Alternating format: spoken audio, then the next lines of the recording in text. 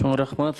Азыр бардыгыбыз компьютерлер менен, гаджеттер менен, анын ичиндеги автоматташтырылган программалар менен, тиркемелер менен жашап калдык. Эгерде ушул гиперкоопсуздукту камсыздабаса, ушулардын бирөөсүнө эле бир мындай зыян келе турган болсо, бизде жашоо көп жагынан токтоп калат да, ишмердүүлүк токтоп калат. Ошо мен айтып элем, бул киберкоопсуздук гиперкоопсуздукка айланып баратат. Менин суроом ушундай, буга сиз жооп бере аласыз, башка билим министринен келсе жакшы болмок. Ушул киберкоопсуздукту камсыздоо боюнча адистерди даярдоо иши кандай болуп атат?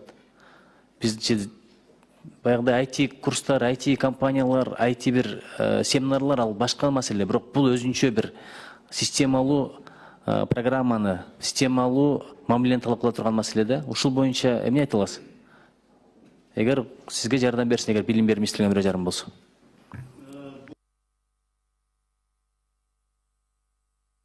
Микрофон жандырып коесузбу? Бул маселе боюнча бул мыйзам долбоору биринчи окууда каралып атканда депутаттар тараптан да суроо болгон.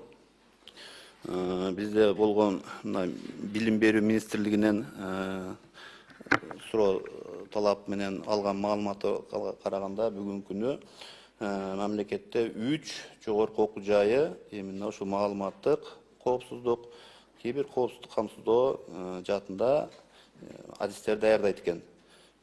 Сандык көрсөткүч. Өткөндө буга мен жооп туккан, бирок ал мезгилде мына кечеги маалымат чыга элек болчу да. Ошондон кийин дагы маселе пайда болуп атпайбы? 3 окуу жайда даярдалып атканы бул болгон сандык көрсөткүч. Мени сапаттык жагы кызыктырып атат да, кандай модуль менен, кандай программа менен, кимдеген адистер, кайсыл жетишкендиктер менен үйрөтүп атат. Факультет ачып коюш оңой эле. Анан китепти окутуп туруп, зачет экзаменди коюп туруп, диплом берип кое берет, ал маселе жок. Бирок азыркы заманга ылайыктуу кылып даярдап атабы, мени кызыктырганы ошол болуп атат да. Сапат жагынан эми азыр мен айта албайт экенмин. Бизде азыр саны бар, кайсы жогорку окуу жайлар даярдап аткан маалымат бар.